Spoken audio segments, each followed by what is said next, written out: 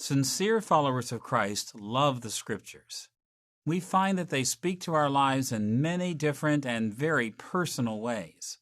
This is a precious truth about Scripture that Christians should never forget. But many times, this wonderfully personal dimension of Scripture can actually cause us to lose sight of something that we must always remember. The Bible was not written directly to you or me. In the first place, Scripture was written to other people who lived thousands of years ago. So as we try to understand how the Scriptures apply to our lives today, we must always be careful to base our modern applications on the original meaning of Scripture. This is a series of lessons that we have entitled Father Abraham. And in these lessons, we're exploring the account of Abraham's life that appears in Genesis chapter 11, verse 10 through chapter 25, verse 18. This is the second of 3 introductory lessons, and we've entitled this lesson, The Life of Abraham, Original Meaning. In this lesson, we'll see how important it is to read the stories of Abraham's life in light of when they were written and to whom they were written. We'll explore the original impact these stories were intended to have on the nation of Israel as they followed Moses toward the Promised Land. We'll explore the original meaning of Genesis chapter 11, verse 10 through chapter 25, verse 18 by looking at 2 main issues. First, we'll point out how Moses drew connections between the history of Abraham's life and the experiences of his original audience. And second, we'll summarize some of the implications these connections had for the original audience. Before we look at the original meaning of the life of Abraham, we should take a moment to review what we saw in the previous lesson. Up to this point, we've focused on 2 critical issues. First, we suggested that Genesis chapter 12, verses 1 through 3, reveals 4 major themes in the story of Abraham. God's kindness to Abraham, the many ways God showed mercy to the patriarch. Abraham's responsibility to be loyal to God, the many ways God expected Abraham to obey him. God's blessings to Abraham, the promises of a great nation, many children, a land, and a great name, and God's blessings through Abraham to others, the promise that Abraham would be a blessing to all the families of the earth.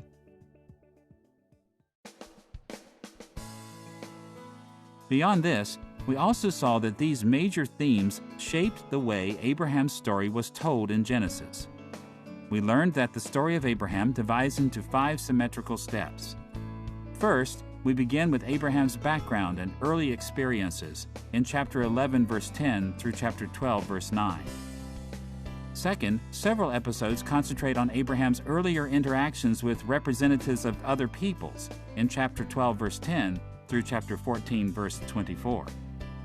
The third and central segment of Abraham's life focuses on the covenant that God made with Abraham in chapter 15, verse 1 through chapter 17, verse 27.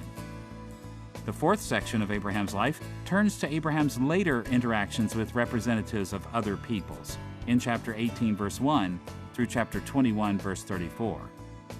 And the fifth segment deals with Abraham's progeny and death in chapter 22, verse 1 through chapter 25, verse 18.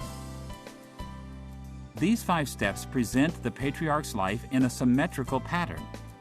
The third section of chapter 15, verse 1 through chapter 17, verse 27, which deals with God's covenant with Abraham, serves as the centerpiece of Abraham's life. The second and fourth sections correspond to each other as they both focus on Abraham's interactions with other peoples.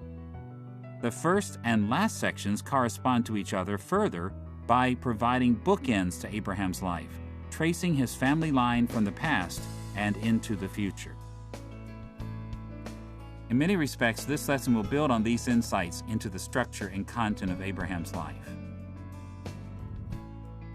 With this review in mind, we're ready to move into the main concerns of this lesson, the original meaning of the life of Abraham in the book of Genesis. Let's begin by exploring the connections that exist between the stories about Abraham and the experiences of Israel who first received these stories. In this series of lessons, we're building our interpretation of the life of Abraham on the assumption that these stories were originally written in the days of Moses, and that they are substantially the same now as they were then.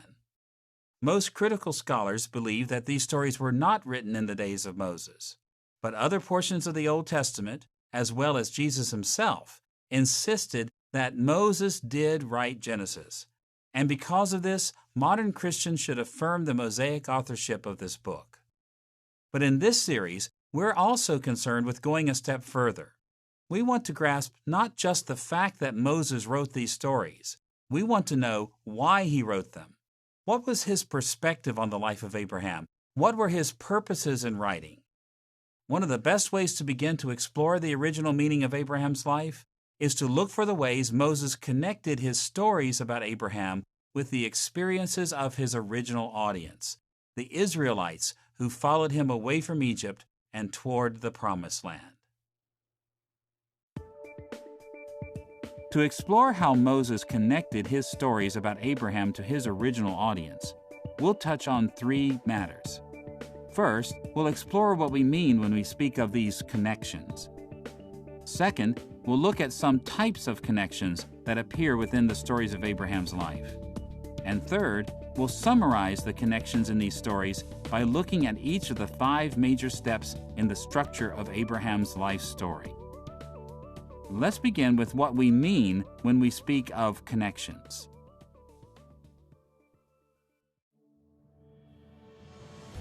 In many ways, when Moses composed his history of Abraham's life, he found himself in a situation that all writers of biblical narratives found themselves. He stood between two worlds. On the one hand, Moses had received accounts of what we will call that world, the world of Abraham. He knew about what had happened in Abraham's life some 500 to 600 years earlier, both from tradition and from extraordinary revelation from God. In this sense, Moses dealt in the first place with the ancient world of Abraham's life. But on the other hand, Moses also dealt with the world in which he lived, what we might call their world, the world of Moses and the Israelites who followed him. As the leader of God's people at that time, Moses wrote his stories about the ancient world of Abraham's life for the sake of meeting the needs of their world.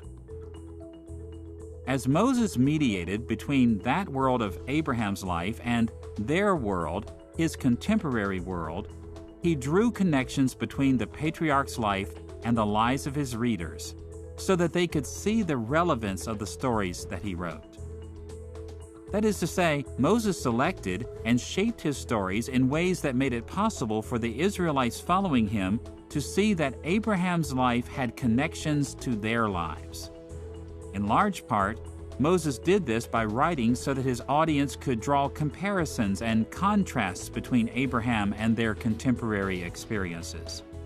Sometimes these comparisons and contrasts were only slight, and other times they were more extensive.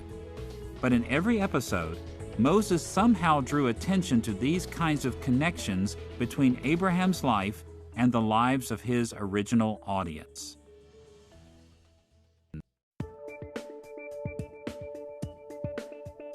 Now that we've seen the basic idea of connections and original meaning, let's turn to our second concern, the types of connections that Moses established between Abraham's life and the experiences of his original Israelite audience.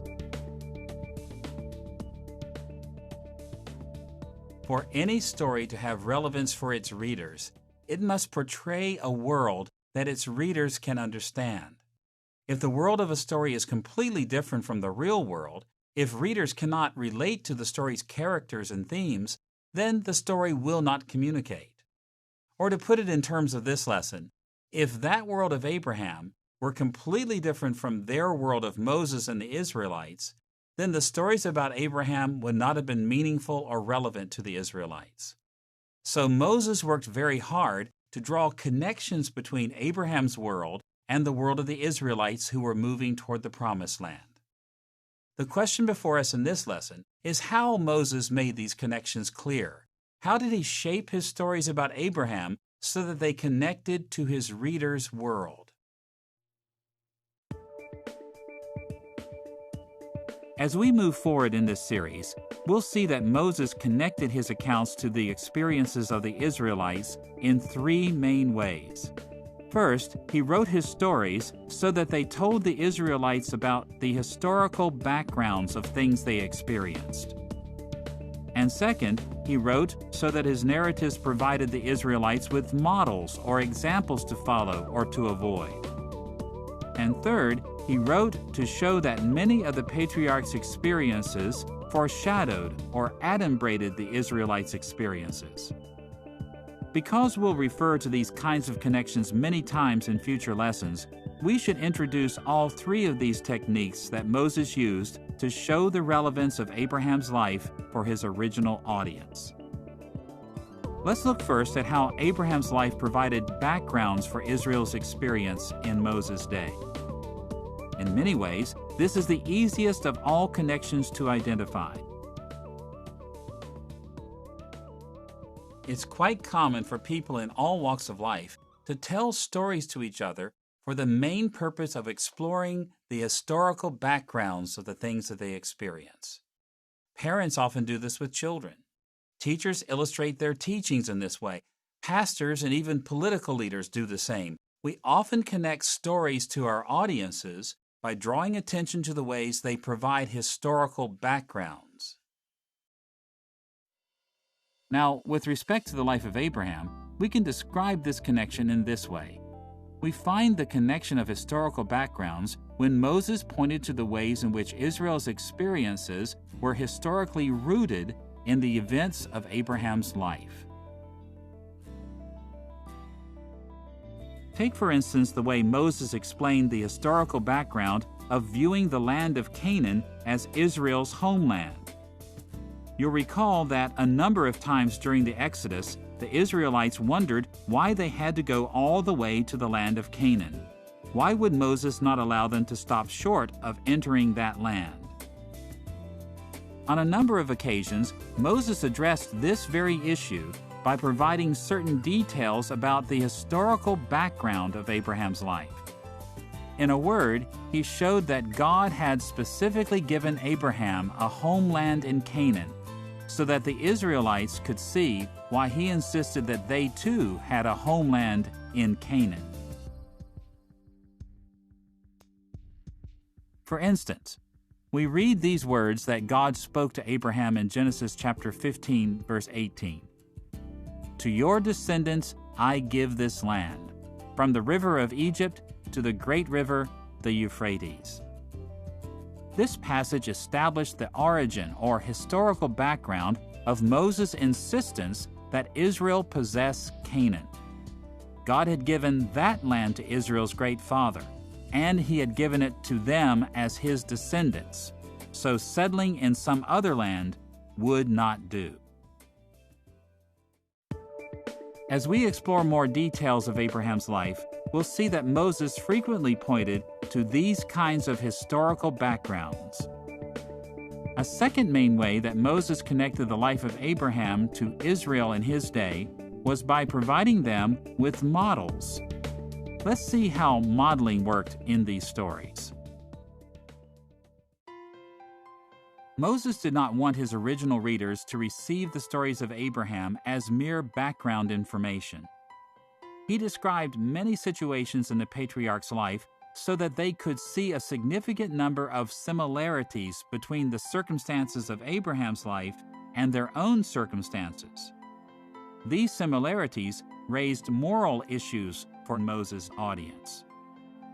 Moses pointed out that these similarities made it possible for Israel to see examples, to follow, and to reject. Telling stories for the sake of providing models or examples is a common way to connect stories to their listeners.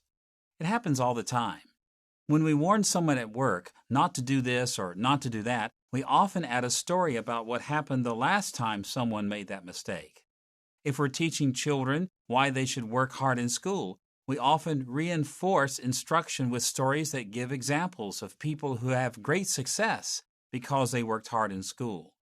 Moses often did the same thing to connect his stories about Abraham to his original Israelite audience.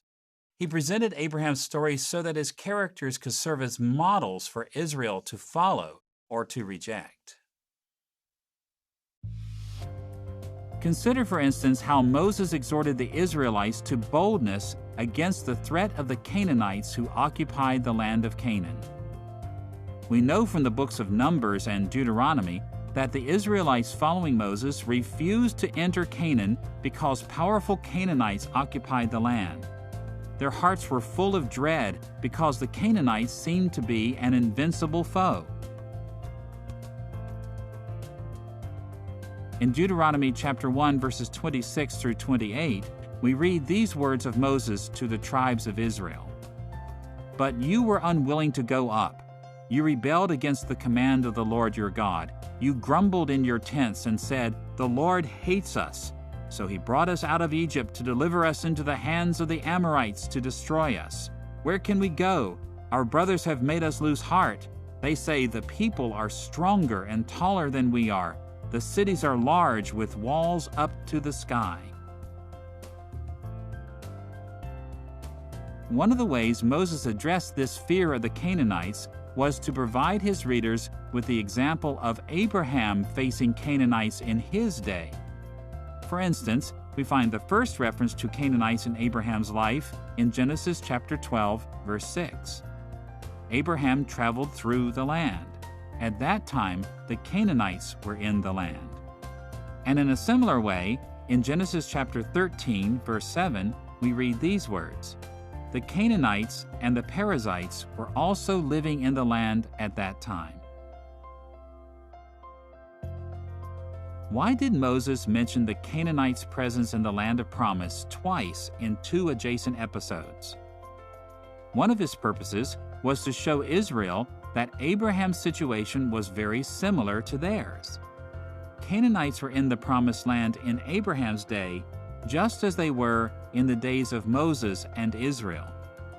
Yet Abraham believed the promises of God and went forward boldly into the land occupied by Canaanites. In this way, Moses encouraged his readers to imitate Abraham's boldness by trusting the promises of God and by going into the land even though Canaanites still occupied it.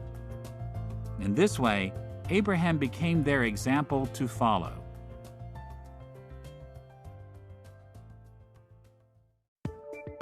As we make our way through the life of Abraham, we'll find many passages that offer positive and negative examples.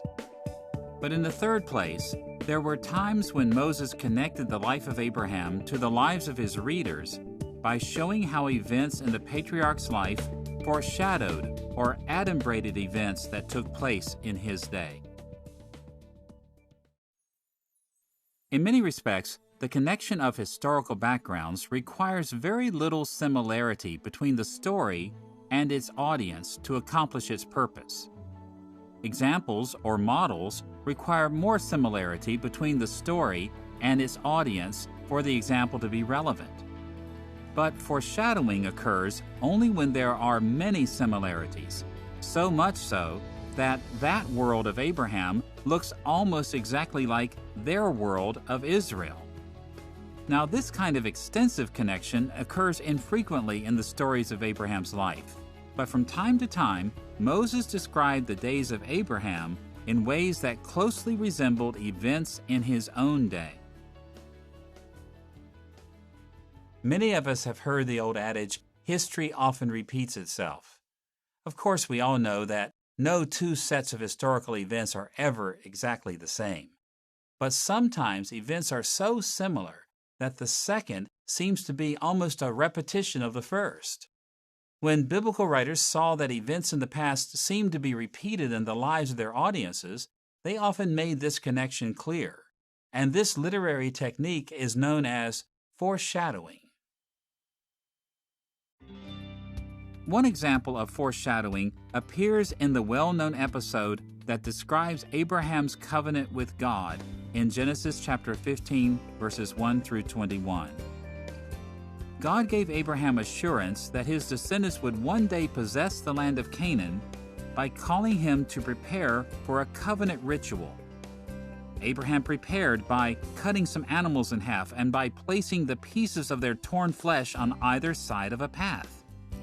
After the patriarch had fallen asleep, he had a vision of something that closely resembled an experience the original audience had in their day.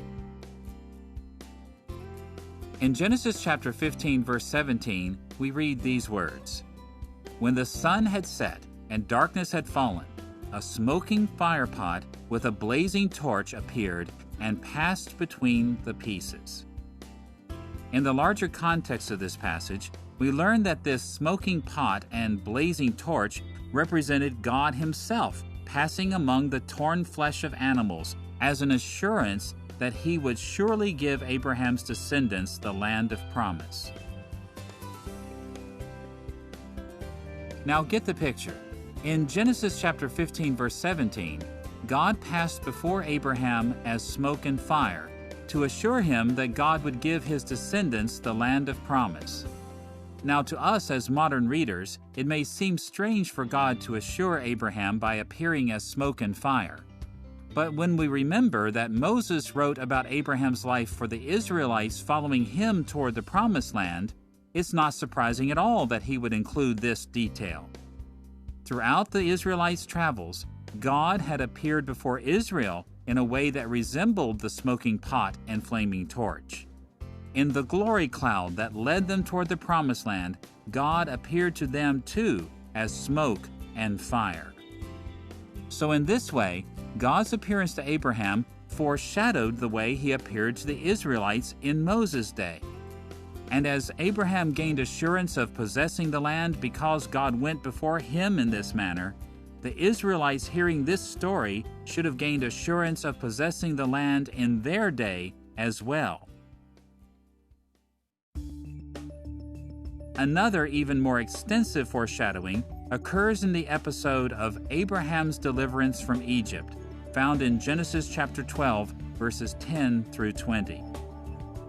This passage was written to guide Israel in their outlooks on Egypt. In this case, Moses constructed the entire episode so that it closely paralleled the experience of Israelites under his leadership. In Genesis chapter 12, verses 10 through 20, Abraham began a sojourn in Egypt because of a famine in the land of Canaan. He was delayed in Egypt when Pharaoh took Sarah into his harem. But God delivered Abraham by sending diseases on Pharaoh's house. Pharaoh then sent Abraham away from Egypt, and Abraham left Egypt with great wealth.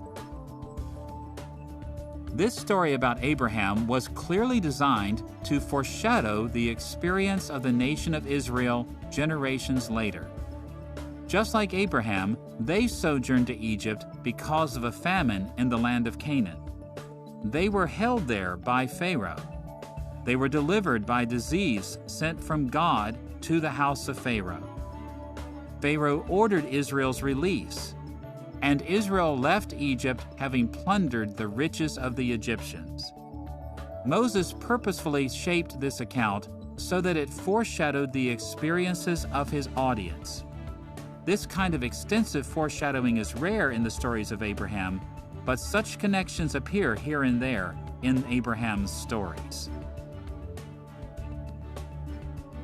As we read through the life of Abraham, we'll see all three connections in different ways and at different times. Moses connected that world of Abraham's life to their world, the world of his original audience, by giving them the historical backgrounds of their experiences, by providing them with models to follow and reject, and by showing how Abraham's life foreshadowed many of their experiences.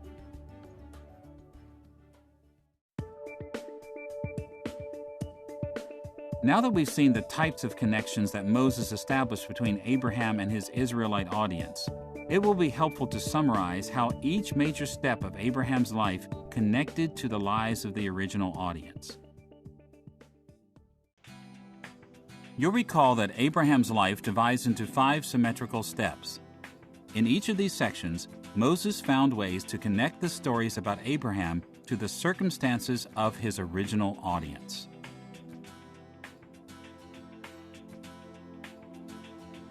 First, Moses told about Abraham's background and early experiences in ways that connected to the background and early experiences of the people who had followed him out of Egypt.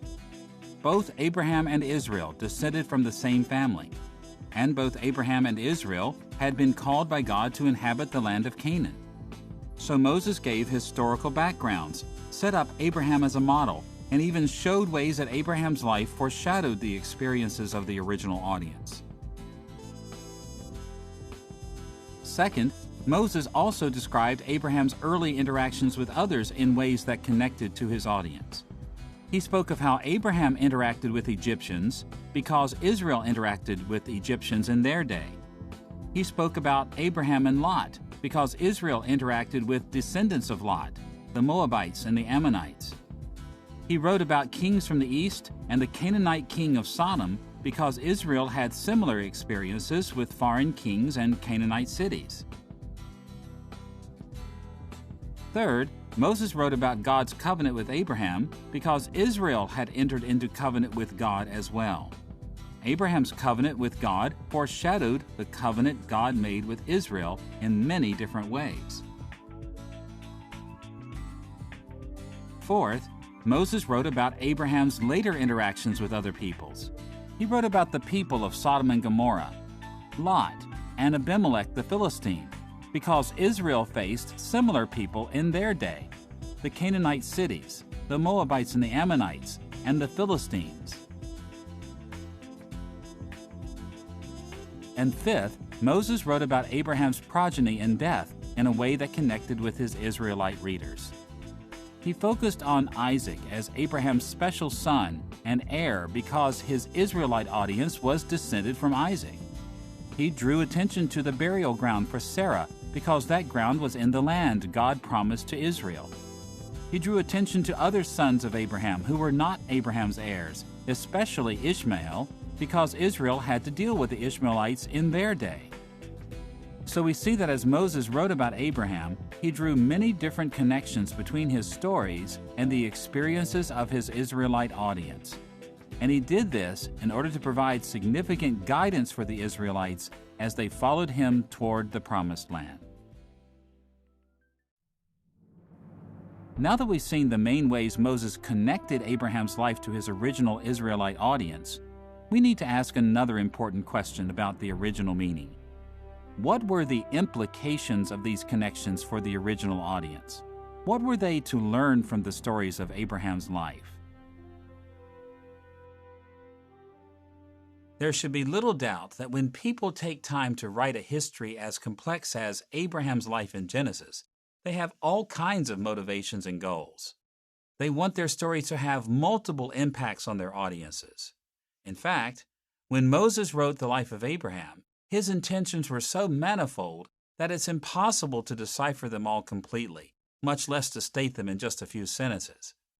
At the same time, it is possible to summarize the chief implications Moses hoped his original audience would draw from his stories about Abraham. We'll explore the original implications of the life of Abraham in 3 steps. First, we'll describe the basic impact that these stories were designed to have on the original audience. Second, we'll see how the impact of these stories unfolds in the 4 major themes of Abraham's life. And third, we'll summarize the original implications of each of the 5 steps in Moses' stories about Abraham. Let's look first at the basic impact these stories were designed to have. In very general terms, it helps to summarize the purpose of Abraham's story in this way.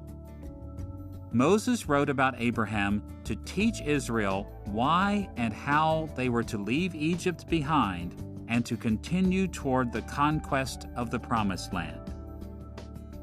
In other words, by seeing the historical backgrounds of their lives in Abraham, by finding models or examples to follow and reject in the stories of Abraham, and by discerning how his life foreshadowed their lives, the Israelites following Moses could see the ways they were to pursue God's purpose for them.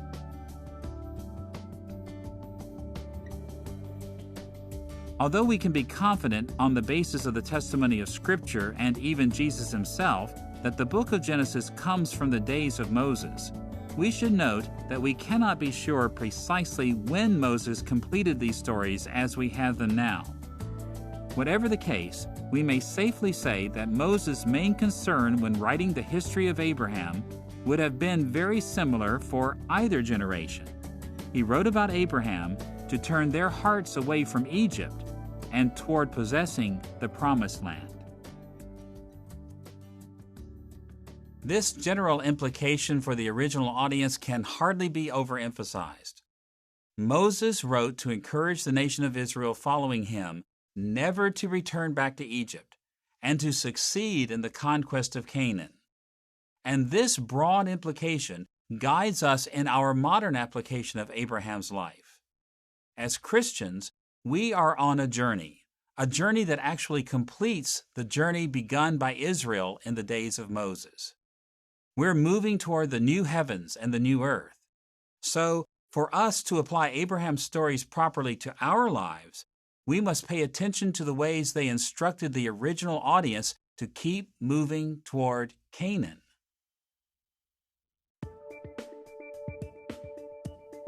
To unpack this overarching focus a bit, we should look into Moses' purpose in more detail by returning to the four major themes we've already identified in this portion of Genesis. You'll recall that earlier in this lesson, we suggested that Genesis chapter 12, verses 1 through 3 presents at least four themes that give coherence to this part of the patriarchal history. These four themes express the central impact Moses designed his stories to have. First, he focused on divine grace to Abraham. Second, he concentrated on Abraham's loyalty. Third, he was concerned with blessings to Abraham. And fourth, he focused on blessings through Abraham. It helps to think of Moses' original purpose for writing about Abraham in terms of these four motifs. In the first place, Moses wrote about the ways God had shown mercy to Abraham. In broad terms, we've already seen that God showed much grace to Abraham, both in the early years of his relationship with God and on a daily basis throughout his entire life. This motif of divine grace was designed to remind the Israelites in Moses' day that God had shown great mercy to them as well. God had shown them early grace when he brought them from Egypt to Sinai, and day after day, he continued to show them mercy, even as he prepared them for the future conquest of Canaan. The well-known words God spoke at Sinai in Exodus chapter 19, verse 4, speak of God's grace in this way: "You yourselves have seen what I did to Egypt, and how I carried you on eagle's wings and brought you to myself."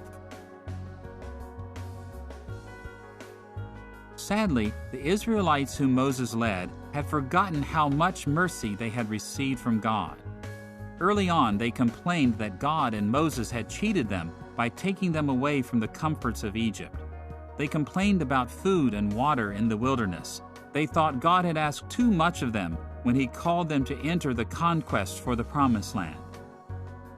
So Moses frequently stressed the ways God showed mercy to Abraham to remind his original audience of the ways God had blessed them, the mercies God had shown to them over and over. In the second place, we've seen that Moses also emphasized Abraham's loyalty by drawing attention to the many ways God held Abraham responsible to obey his commands.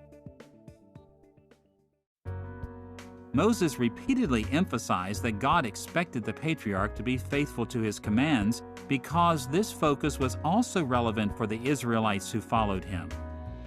This focus on the requirement of loyalty also spoke to Israel in Moses' day.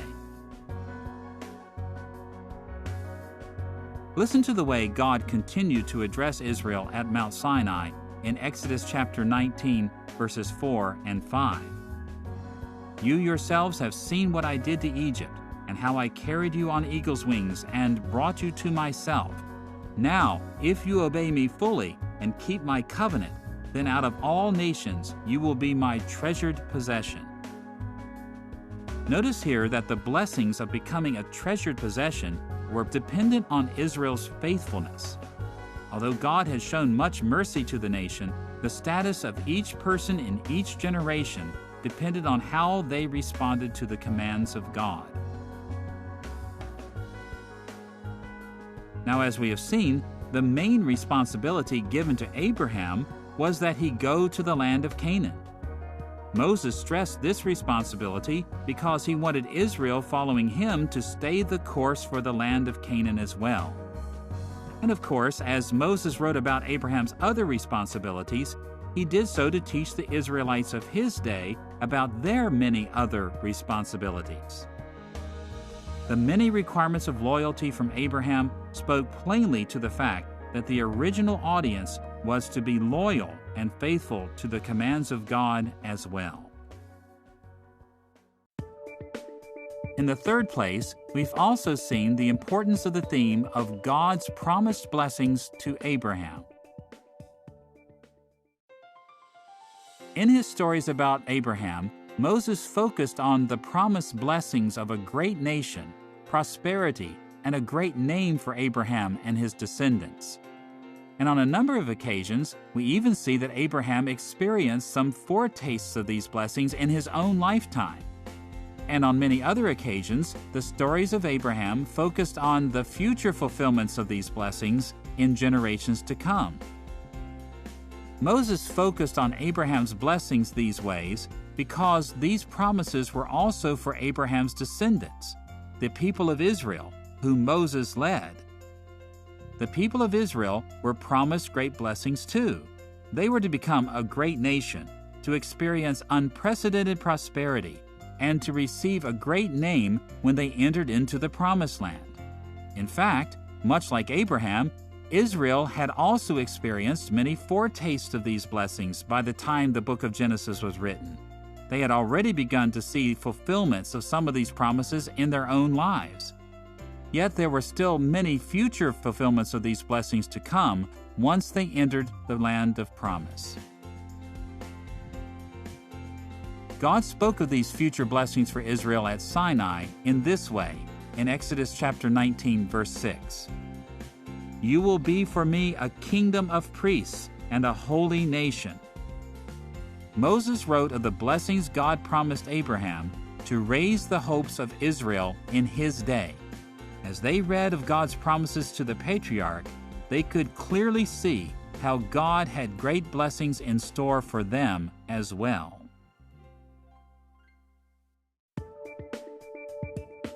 In the fourth place, we've also seen that the stories of Abraham revealed that God's blessings would also come through the patriarch to the entire world.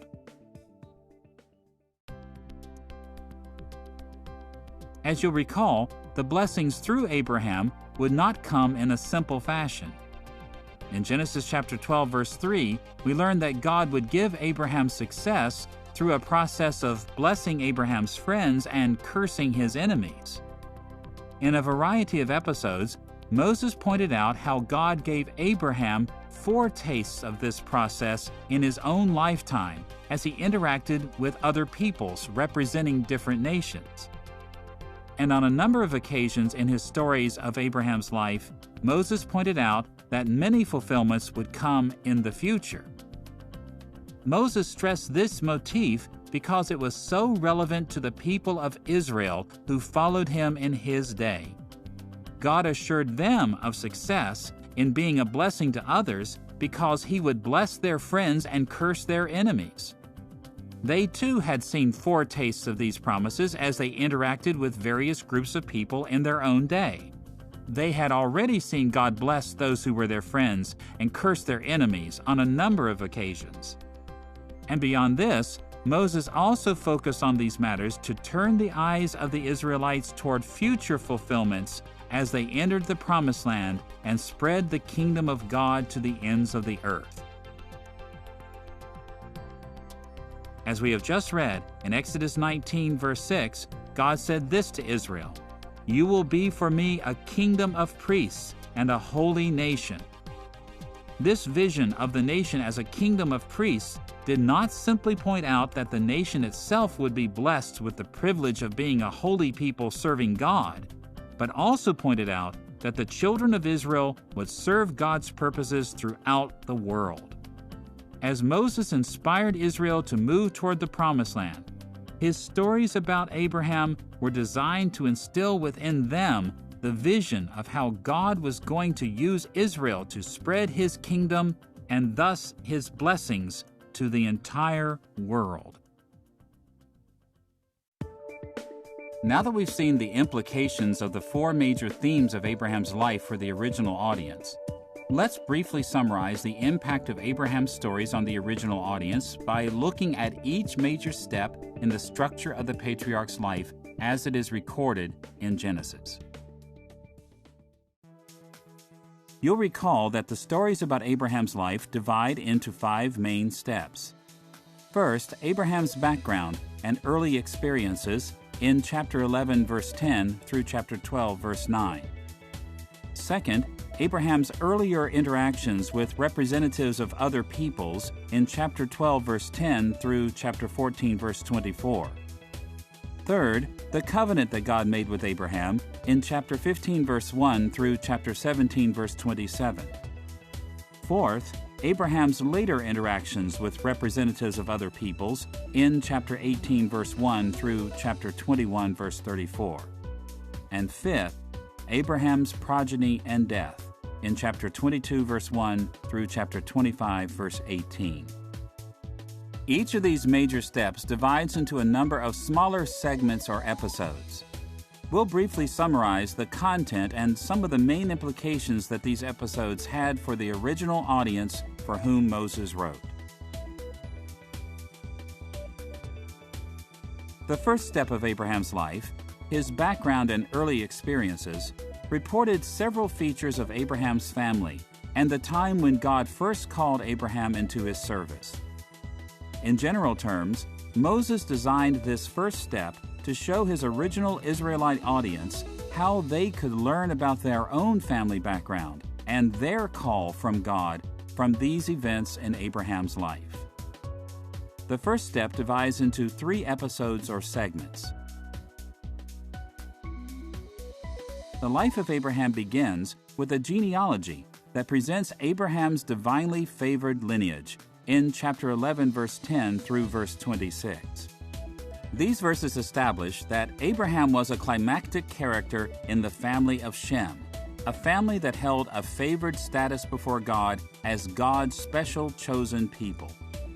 This genealogy, in turn, should have reminded Moses' original Israelite audience that as the family line of Abraham, they shared this same favored status. They were God's special chosen people.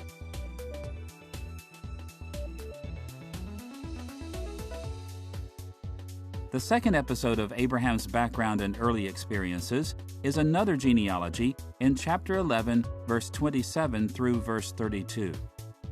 In a nutshell, this passage depicts Terah as an idolater who attempted to go to the land of Canaan but failed. Moses' original audience easily would have seen the similarity between Abraham's circumstances and their own. Their parents had been involved in idolatry and had failed to reach the land of Canaan as well. So just as Abraham had to avoid repeating his father's failures, the Israelites who followed Moses also had to avoid repeating the failures of their fathers and mothers, the idolaters of the first generation of the Exodus, who failed to reach Canaan. Abraham's background and early experiences then moved to the story of Abraham's migration to Canaan in chapter 12, verse 1 through verse 9. God called Abraham to the land of Canaan, and Abraham obeyed the call of God despite many difficulties. In much the same way, God called Moses' original Israelite audience to the land of Canaan, and they were also to obey despite many difficulties.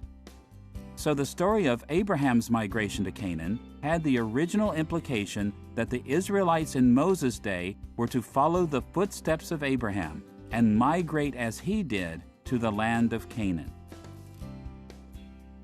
With these three segments, Moses introduced Abraham's life and offered significant guidance for his original audience as they faced the challenges of their own service to God. The second major step in the Genesis account of Abraham's life concentrates on the patriarch's earlier interactions with other peoples. These chapters depict the patriarch interacting with other groups of people in a variety of ways to guide the original Israelite readers as they interacted with others. In the first episode, Moses described Abraham's deliverance from Egypt in Genesis chapter 12, verse 10 through verse 20. You'll recall that the patriarch sojourned in Egypt because of a famine, but God delivered him from Egyptian bondage by sending diseases on Pharaoh's house. Because of God's great deliverance, Abraham left Egypt with many riches and never returned. Abraham learned very clearly that Egypt was not his home. Moses' original Israelite readers could see that their own experiences reflected many aspects of Abraham's story. They had gone to Egypt because of a famine. They had also been delivered when God sent diseases on the Egyptians, and they had left Egypt with many riches from the Egyptians. Unfortunately, as the Israelites faced difficulties in their travels, many of them began to idealize life in Egypt and wanted to return. This episode should have made it clear to the original audience that Egypt was not their home. They were to remember how God had graciously delivered them and to leave Egypt and the Egyptians far behind. The second segment of Abraham's earlier interactions with others is the story of his conflict with Lot in chapter 13, verse 1 through verse 18. This is the well-known story of struggle between Abraham's men and Lot's men, when the two groups quarreled over natural resources for their sheep. In this struggle, Abraham treated Lot with kindness, allowing Lot to live in peace in the land he chose.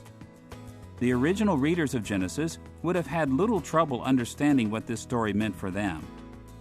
According to Deuteronomy chapter 2, as they traveled toward the Promised Land, Moses commanded the Israelites to treat Lot's descendants with kindness, to let them live at peace in their ancestral land. In effect, Abraham's kind treatment of Lot showed the Israelites how to treat the Moabites in their day. The third episode of Abraham's earlier interactions with others is the story of Abraham's rescue of Lot in chapter 14, verse 1 through verse 24. This complex story described how Abraham defeated powerful tyrannical kings who had come from afar, and how he showed further kindness to Lot by rescuing him from these tyrannical kings. This story spoke rather plainly to the Israelites following Moses. As Israel passed through the lands of the Moabites and Ammonites who descended from Lot, the army of Israel defeated the tyrannical kings Sihon of the Amorites and Og of Bashan, both of whom had oppressed the Moabites and Ammonites. By rescuing the Moabites and Ammonites in this way, Israel followed the model that Abraham had set for them. And so it is that in each episode of this step of Abraham's life, Abraham was presented as a model for the Israelites to follow in their own times. Now we come to the third major step of Abraham's life, the covenant that God made with the patriarch in chapter 15, verse 1 through chapter 17, verse 27. In general terms, this step focuses on God's covenant with the patriarch in ways that reveal the character of Israel's covenant relationship with God. These chapters divide into three main segments. The first episode focuses especially on God's covenant promises to Abraham in chapter 15, verse 1 through verse 21. This chapter is the well-known account of the time when God entered into covenant with Abraham. God promised to give Abraham progeny and land. Specifically, God promised that Abraham would have a multitude of descendants, and that after a time of mistreatment in a foreign land, Abraham's descendants would be brought back to the land of promise. This passage was designed to remind the Israelites that God had made a similar covenant with Israel through Moses. And more than this, it showed them that they themselves were experiencing the fulfillment of God's promises to Abraham. The Israelites were Abraham's promised progeny, and they were returning to the very land that God had promised to their patriarch. To doubt these facts was to doubt the gracious covenant promises God had made to Abraham and reaffirmed with Moses.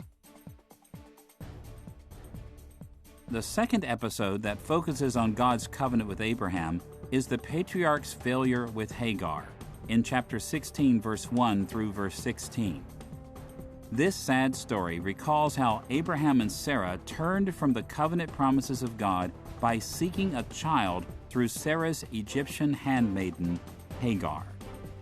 Abraham and Sarah failed to trust God's covenant promises, but God rejected their alternative plan by not accepting the child Ishmael as Abraham's true seed. Moses' original audience repeatedly turned from God's promises in covenant and desired the comforts of Egypt. And this story from Abraham's life taught them that just as Abraham's plan had been rejected, their alternatives to God's plan would also be rejected.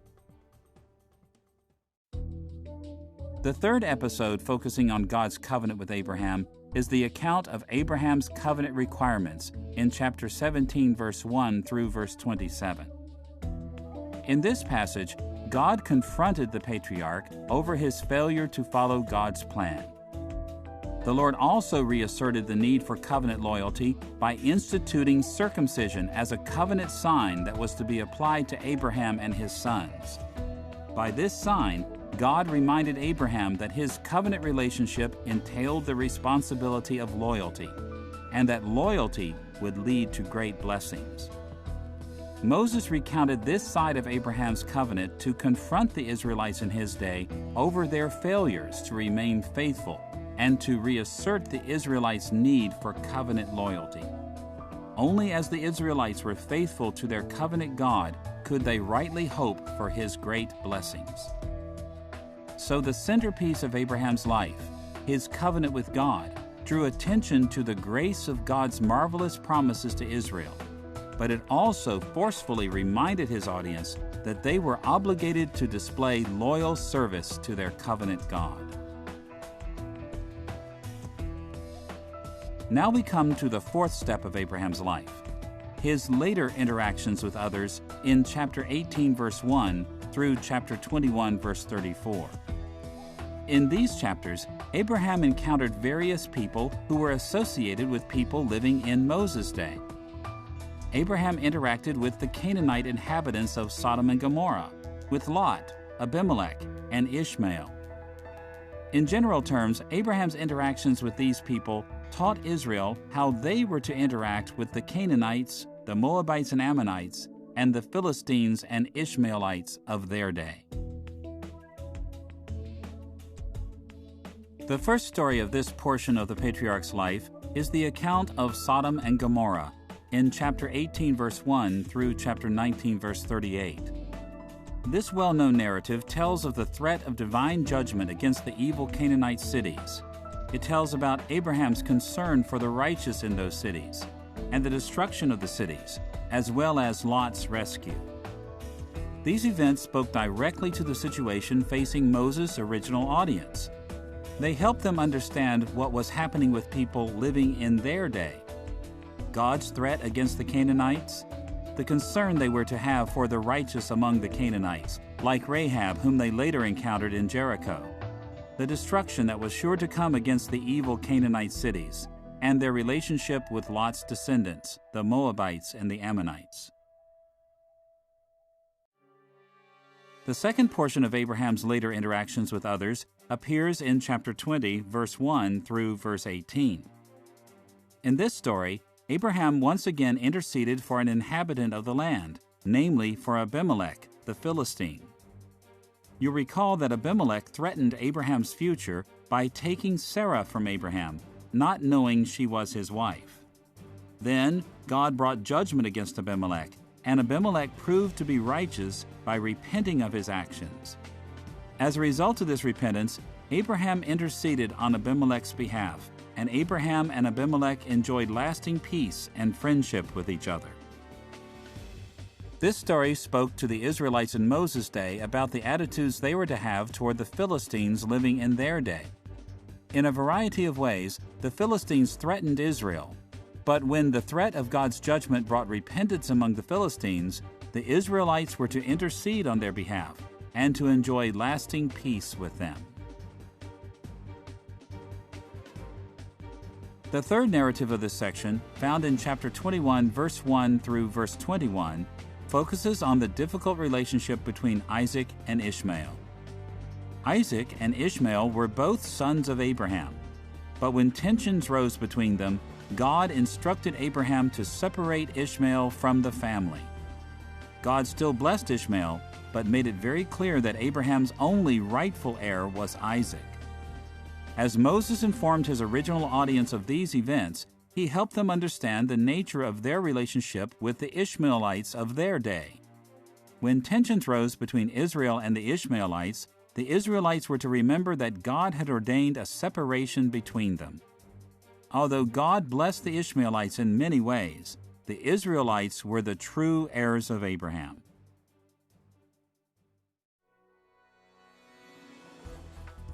The fourth episode of Abraham's later interactions with others is the story of Abraham's treaty with Abimelech in chapter 21, verse 22 through verse 34. This story reports how the Philistine Abimelech acknowledged God's favor toward Abraham, and how Abraham agreed to live in peace with Abimelech and his descendants. It goes on to tell how controversy arose over water rights for Abraham's sheep, and how Abimelech and Abraham entered into a formal treaty at Beersheba, pledging mutual respect and honor. Abimelech and his commander reminded Moses and the Israelites of the potent threat the Philistines were in their day. Here, Moses taught his followers that if the Philistines would acknowledge God's blessings on Israel, then Israel should follow Abraham's example and live in peace with them. The well called Beersheba still remained in Moses' day, reminding Israel of the treaty made there, and of how they were to pursue peace and mutual honor with the Philistines. So we see that the stories of Abraham's later interactions involved many characters who corresponded to people whom Moses and Israel encountered. By looking at Abraham's actions, the Israelites could learn many lessons for their day. Now we come to the final step of Moses' record of Abraham's life, his progeny and death, in chapter 22, verse 1 through chapter 25, verse 18. These episodes focus on Abraham's legacy, which extended his covenant relationship with God to future generations. In general terms, the Israelites who first received these stories from Moses should have learned much about their own status as Abraham's heirs and about the hopes they were to have for their own progeny. The first episode in this portion of Abraham's life is the well-known story of Abraham's test in chapter 22, verses 1 through 24. This test was designed to determine if Abraham loved God more than he loved his son Isaac. God initiated a difficult test, calling Abraham to sacrifice his son. Abraham complied, and God assured Abraham that the result of his compliance would be a very bright future for Isaac. Although there were countless implications of this story for the Israelites following Moses, the most prominent feature of this passage was that it reminded them that God was testing the nation of Israel to see the depth of their loyalty to Him. God initiated many tests for the nation of Israel in Moses' day, and Abraham's compliance to his test reminded them of their own need to comply with the tests that God set before them, no matter how difficult they were. And the affirmation of Isaac's grand future as Abraham's progeny reminded the Israelites of the grand future they themselves would have if they passed these tests.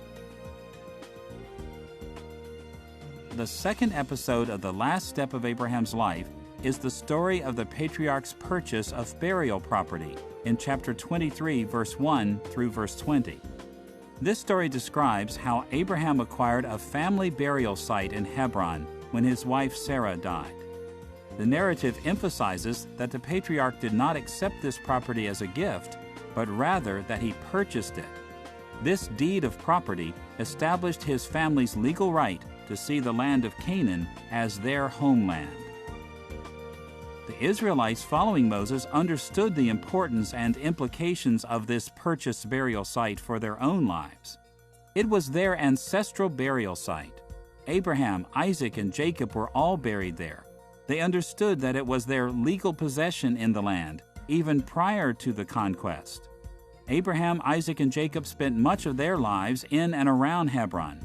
The Israelites were so committed to Hebron as their ancestral homeland that they even carried the bones of the patriarch Jacob back to Hebron for burial. This story about Abraham's purchased burial land demonstrated that the proper place for his descendants was none other than the land of the Canaanites. The third episode of Abraham's progeny and death is a touching story about Abraham's daughter-in-law, Rebekah, who became the wife of his special son Isaac in chapter 24, verse 1 through verse 67. In this story, in order to ensure that Isaac would avoid Canaanite corruption, Abraham insisted that Isaac not marry a Canaanite woman. But Abraham also ensured that Isaac would remain in the land of Canaan, the land of promise, by sending a servant to bring a wife to Isaac. By finding a wife for Isaac in this way, Abraham ensured a great future of blessings from God for Isaac and his descendants. The Israelites following Moses should have learned from this story that Isaac, their ancestral connection to Abraham, remained pure from Canaanite corruption, even as he maintained his homeland in Canaan. Isaac's bright future of blessing would be their bright future as well, so long as they resisted the corruption of the Canaanites who dwelled in the Promised Land. The final episode of Abraham's life is the story of the patriarch's death and heir in chapter 25, verse 1 through verse 18. This collection of several brief accounts lists Abraham's sons by wives other than Sarah. Then it turns to the patriarch's death, during which Isaac received Abraham's final blessing as his legal heir. Finally, it closes with a contrasting section that briefly lists Ishmael's descendants. This closing of Abraham's life had many implications for the original audience. It listed the other sons of Abraham to distinguish them from the Israelites. It highlighted Abraham's final blessing on Isaac to assure the Israelites following Moses that they were the true heirs of Abraham's promises. And it mentioned Ishmael's descendants to dispel any claims the Ishmaelites might have made to Abraham's inheritance. By closing his account of Abraham's life in this way, Moses settled the identity, rights, and responsibilities of Abraham's true descendants, the Israelites whom he led toward the Promised Land. So we see that Moses wrote his stories about the life of Abraham to teach the Israelites he led why and how they should leave Egypt behind and move toward the conquest of the Promised Land. To accomplish this goal, Moses stressed in various ways in each episode of the patriarch's life how the Israelites were the heirs of God's grace given to the patriarch, how they were responsible to be loyal to God as the patriarch had been responsible, how they would receive blessings from God as Abraham had, and how they would one day bless all the nations of the earth. Moses' account of Abraham's life had innumerable implications for the Israelites who followed him toward the Promised Land. In this lesson, we've looked at the original meaning of the account of Abraham's life in Genesis. And we've looked in two main directions to explore this original meaning. On the one hand, we've examined the connections Moses established between these stories and the experiences of the Israelites to whom he wrote. And on the other hand, we've looked at how Moses designed his stories to impact his original audience as they left Egypt behind and moved toward the conquest of Canaan. As we learn more about the connections Moses drew between Abraham and the original Israelite readers, and the impact that he expected his stories to have on his audience, we will discover how each episode of Abraham's life was intended not only to guide the Israelites. We will also be better able to discern how these stories should apply to our lives today.